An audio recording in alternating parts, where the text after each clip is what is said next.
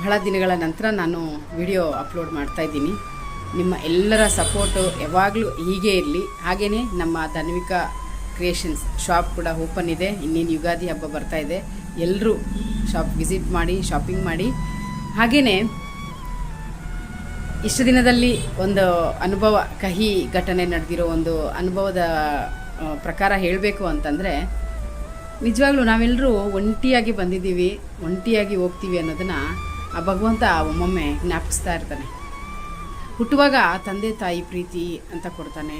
ಬೆಳೀತಾ ಬೆಳೀತಾ ಅಣ್ಣ ತಂಗಿ ತಮ್ಮ ಅಂತ ಪ್ರೀತಿನ ಕೊಡ್ತಾನೆ.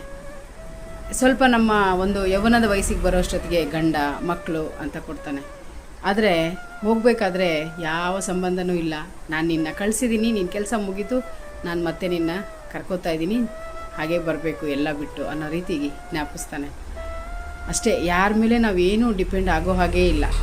ಯಾವುದೂ ಶಾಶ್ವತ ಅಲ್ಲ, ಯಾವುದೂ ಶಾಶ್ವತ ಅಲ್ಲ ಅಲ್ವಾ? ಕರೆದಾಗ ಹೋಗ್ತಾ ಇರಬೇಕು.